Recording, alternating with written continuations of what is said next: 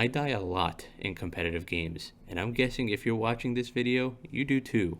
I realized that I needed to step up my game, but I didn't want to spend countless hours practicing on aim maps.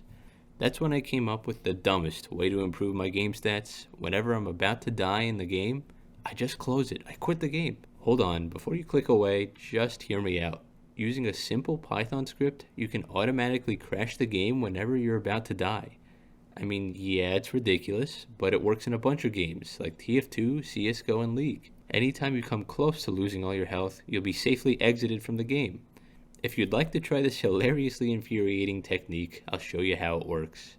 At a basic level, the Python script works by monitoring your health in the game and automatically Alt F4ing at any moment if it gets too low. As a side note, the script only works on Windows right now, but it would be pretty easy to support other platforms like Mac or Linux with some minor changes. Let's dive a little deeper into what the script does. Computer vision allows the script to convert part of the image, which has a number, to a simple numerical value. We can compare the number against some threshold like 10 health and close the program as soon as the number goes below that threshold. This should give us a pretty good idea of how close you are to death.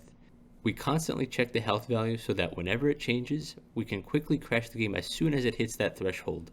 On my big, beefy computer, this check happens roughly 10 times a second. Since the health bar will show up in different locations across every game, I've added support for some popular ones like CSGO, TF2, and League. To kill the game once your health reaches the threshold, we simply stop the EXE process. An EXE is basically the main program that's responsible for keeping the game running. It's what gets open behind the scenes when you click the play button on your Steam library. Unfortunately, the script won't work for every game. Some games won't automatically disconnect you from the match when you crash, while others don't have a visible health bar.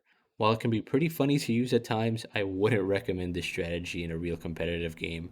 In normal matches, you'll probably be launching the game every other minute, which gets really annoying really quickly.